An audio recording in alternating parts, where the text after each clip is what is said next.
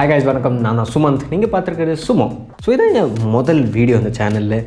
சில பேர் என்ன ஃபோன் ஸ்டீம் சொன்ன ஒரு சேனலில் பார்த்துருப்பீங்க.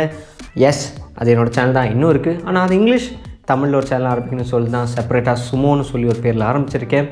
அப்புறம் சேனல் படி பார்த்தாலும் ரெண்டுமே ரொம்ப வித்தியாசமாக இருக்கும். ஏன்னா சுமோ சொன்ன சேனலில் நான் வந்துட்டு மோஸ்ட்டாக smart phone, smart watches, earphones, headphones அதை பற்றி தான் போடுவேன். ஆனால் நீங்கள் ஃபோன் ஸ்க்ரீன் பார்த்திங்கன்னா அதில் மோஸ்ட்டாக லேப்டாப்ஸ், கம்ப்யூட்டர்ஸ் பற்றி இருக்கும். ஆனால் உங்களுக்கு அந்த சேனலில் இருக்கிற ஏதாவது வீடியோஸ், மேபி ஒரு லேப்டாப் ரிவ்யூவோ அது மாதிரி ஏதாவது தமிழில் வேணும்னா சொல்லுங்கள், நான் அதையும் செய்கிறேன். ஆனால் இதுக்கு எல்லாத்துக்கும் மேலே முக்கியமானது உங்களோட சப்போர்ட். எஸ், எனக்கு உங்களோட சப்போர்ட் ரொம்ப ரொம்ப தேவை. ஸோ மறக்காமல் சப்ஸ்கிரைப் பண்ணுங்கள் அண்ட் நான் போடுற வீடியோஸை ஷேர் பண்ணுங்கள். ரொம்ப உதவியாக இருக்கும். அண்ட் இன்றைக்கி வீடியோவில் நம்ம எதை பற்றி பேச போகிறோன்னா iPhone 12. ஸோ டைட்டிலே பார்த்துருப்பீங்க, iPhone 12 வாங்கலாமா வேண்டாமா, அதான் இந்த வீடியோட டைட்டில், வீடியோட டாபிக். நம்ம அதை பற்றி தான் பேச போகிறோம். ஸோ டைம் வேஸ்ட் பண்ணாமல் வீடியோ ஆரம்பிப்போம்.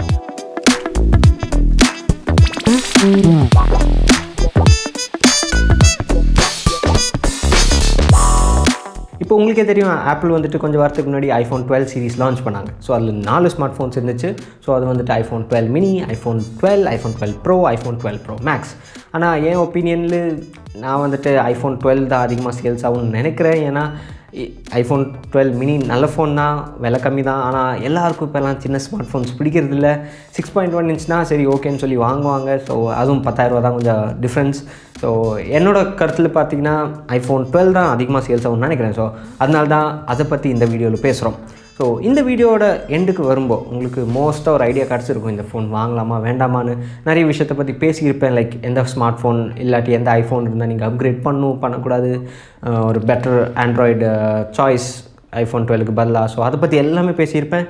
ஸோ இந்த வீடியோ உங்களுக்கு யூஸ்ஃபுல்லாக இருந்துச்சுன்னா டெஃபினட்டாக ஒரு லைக் போடுங்க.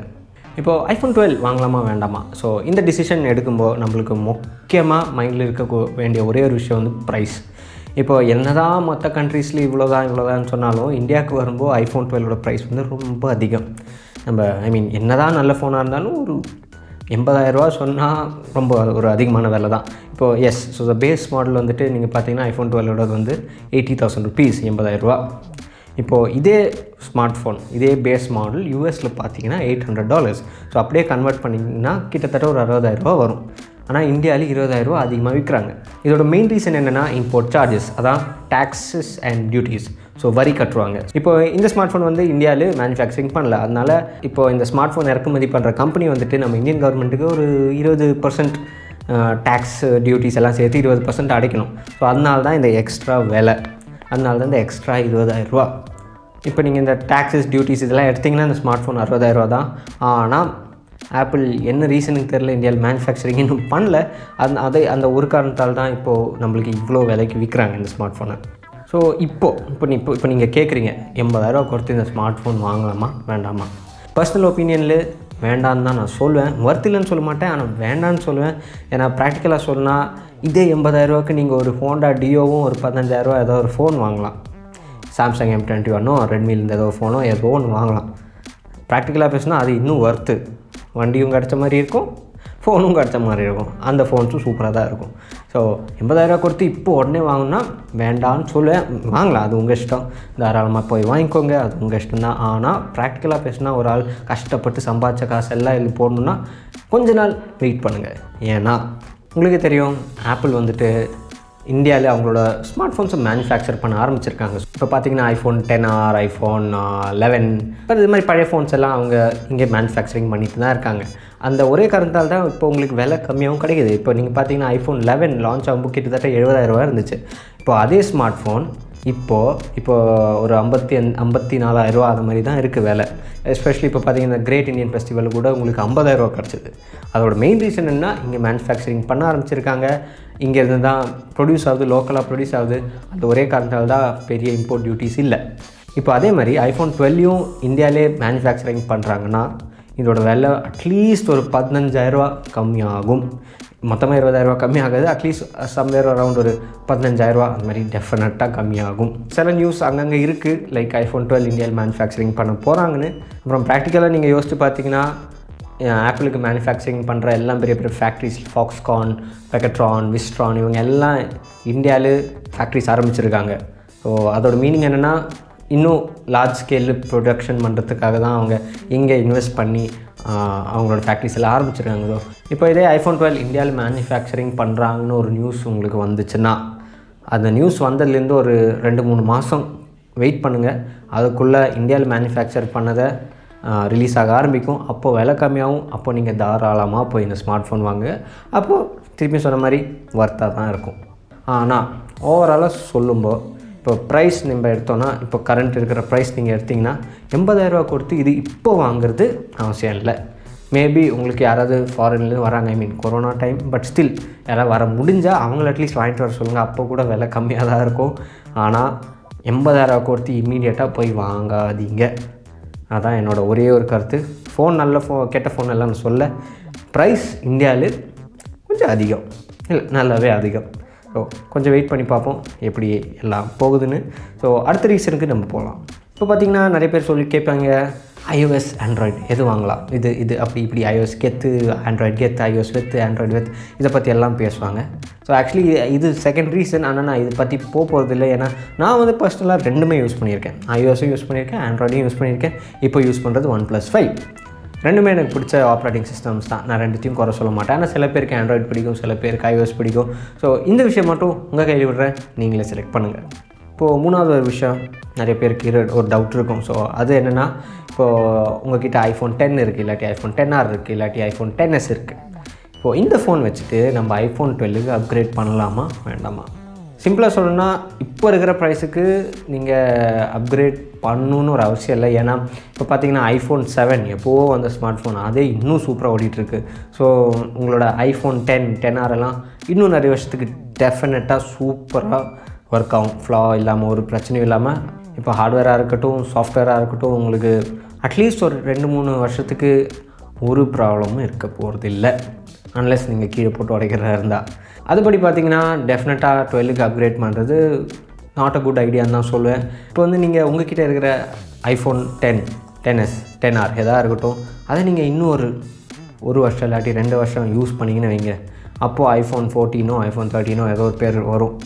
அந்த ஸ்மார்ட் ஃபோன் இப்போ கம்பேர் பண்ணும்போது, இப்போ இருக்கிற iPhone 12 கூட கம்பேர் பண்ணும்போது இன்னும் ரிஃபைண்டாக, இன்னும் சூப்பராக, maybe better screen, like high refresh display, இல்லாட்டி இன்னும் பெட்டர் கேமராஸ், அதை வச்சு நிறைய புது ஃபீச்சர்ஸோட டெஃபினட்டாக வரும். நாட்ச் கூட இல்லாமல் கூட போகலாம். நீங்கள் கொஞ்சம் ஒரு 2 வருஷம் வெயிட் பண்ணிங்கன்னா டேரெக்டாக அதுக்கு அப்கிரேட் பண்ணலாம், இதை வாங்குறதுக்கு பதிலாக. ஸோ இருக்கிறத சும்மா அப்படியே தூக்கி போடாதீங்க. எக்ஸ்சேஞ்சும் பண்ணலாம், ஆனால் எக்ஸ்சேஞ்ச் ரேட் ஆப்பிள் டைரெக்டாக பண்ணிங்கன்னா ரொம்ப கம்மி. ஸோ அவ்வளோ ஒர்த் இல்லைன்னு நான் சொல்லுவேன். அந்த ஃபோன் வச்சுருந்தீங்கன்னா யூஸ் பண்ணுங்கள், ஒரு 2 வருஷம் பார்ப்போம்.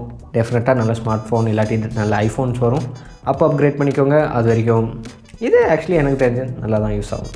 இப்போ உங்ககிட்ட இன்னொரு கேள்வி இருக்கலாம், என்கிட்ட iPhone 11 இருக்குது, iPhone 12க்கு அப்கிரேட் பண்ணலாமா? இப்போ நீங்கள் பார்த்தீங்கன்னா iPhone 11 போன வருஷம் ரிலீஸ் ஆன iPhone 11க்கும் இப்போ நான் சொன்ன iPhone 10s, 10R இதை மாதிரி தான் சொல்லுவேன். அப்கிரேட் பண்ணுறதுக்கு இப்போதைக்கு உங்களுக்கு அவ்வளோ பெரிய ரீசன் எல்லாம் இல்லை.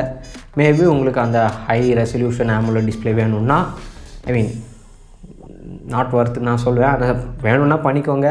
ஆனால் உண்மையை சொல்ல போனால் இந்த எந்த ஸ்மார்ட் ஃபோன் 10க்கு அப்புறம் அந்த எந்த ஸ்மார்ட் ஃபோனும் இன்னும் சூப்பராக தான் இருக்கும். ஸோ அப்கிரேட் பண்ணுறதுக்கு ஒரு அவசியம் இல்லை. ஒரு 2 வருஷம், ஒரு வருஷம் வெயிட் பண்ணுங்கள்.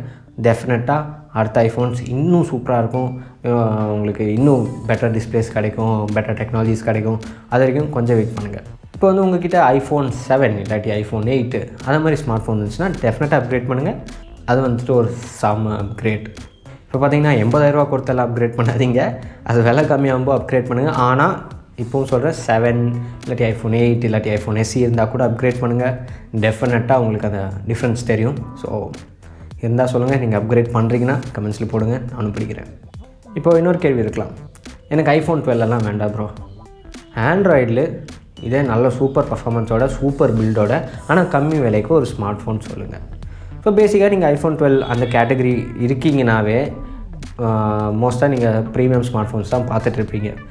iPhone 12க்கு ஈக்குவலாக உங்களுக்கு ஆண்ட்ராய்டில் வேணும்னா OnePlus 8 Pro இருக்குது, செம்ம ஃபோன். Samsung S20 இருக்குது, செம்ம phone, but like even more premium then OnePlus 8 Pro. இப்போ OnePlus 8 Pro பார்த்தீங்கன்னா Snapdragon 865 இருக்குது. Samsung S20 பார்த்தீங்கன்னா அதில் வெறும் Exynos தான் இருக்குது. ஸோ டிஃப்ரென்ஸ் டெஃபினட்டாக உங்களுக்கு தெரியும். ஸோ உங்களுக்கு Snapdragon வேணும்னா OnePlus 8 Pro போங்க. கொஞ்சம் பெரிய ஃபோனு, அட்ஜஸ்ட் பண்ண முடிஞ்சால் ஓகே சூப்பர். பட் அது ஒரு நல்ல ஆப்ஷன். உங்களுக்கு இன்னும் கொஞ்சம் விலை கம்மியாக வேணும்னா OnePlus 7 Pro இருக்குது.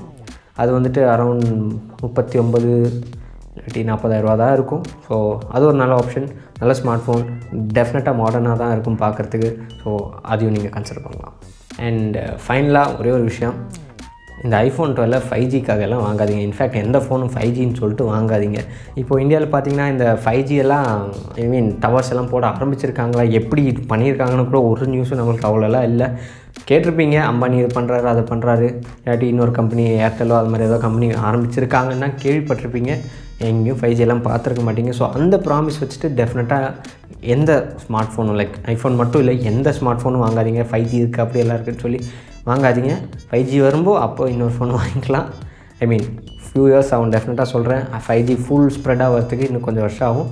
ஸோ அது வரைக்கும் 5Gன்னு சொல்லிட்டு iPhone 12 மட்டும் இல்லை, எந்த ஃபோனையும் வாங்காதீங்க. ஸோ iPhone 12 வாங்குவீங்களா மாட்டிங்களா கமெண்ட்ஸில் போடுங்க. இந்த ப்ரைஸு வர்த்தா இல்லையா அதையும் சேர்த்து போடுங்க. ஸோ உங்களுக்கு இந்த வீடியோ பிடிச்சிருக்குன்னு நம்புகிறேன். உங்களுக்கு ஏதாவது டவுட்ஸ் கமெண்ட்ஸ் ஏதாவது இருந்தால் இந்த பர்டிகுலர் வீடியோ பற்றி டெஃபினட்டாக கமெண்ட்ஸில் போடுங்க. நான் முடிஞ்ச அளவுக்கு ஆன்சர் பண்ணுறேன். எனிவேஸ் உங்கள் சப்போர்ட் ரொம்ப தேவை. ஸோ ப்ளீஸ் சப்ஸ்கிரைப் பண்ணுங்கள், இந்த வீடியோ ஷேர் பண்ணுங்கள். நான் டெஃபினட்டாக ஃபஸ்ட்டு வீடியோ இவ்வளோ நாள் இங்கிலீஷில் பேசி பழகியிருக்கோம், அதனால் கொஞ்சம் இங்கிலீஷ் அங்கங்கே வந்திருக்கும். அப்புறம் இந்த வீடியோவை இன்னும் நல்ல ரிஃபைன் பண்ண பார்க்குறேன், இன்னும் செம்மையாக ஆக்குறேன், இன்னும் பாலிஷ்ட் ஆக்குறேன். அது வரைக்கும் கொஞ்சம் மன்னிச்சுக்கோங்க, கொஞ்சம் மிஸ்டேக்ஸ் இருக்கும். ஸோ எனிவேஸ் சப்ஸ்கிரைப் பண்ணுங்கள், ஷேர் பண்ணுங்கள், சப்போர்ட் பண்ணுங்கள். ஸோ நான் தான் சுமந்த், நீங்கள் பார்த்துட்டு இருந்தது சுமோ. ஸோ அடுத்த வீடியோவில் பார்ப்போம்.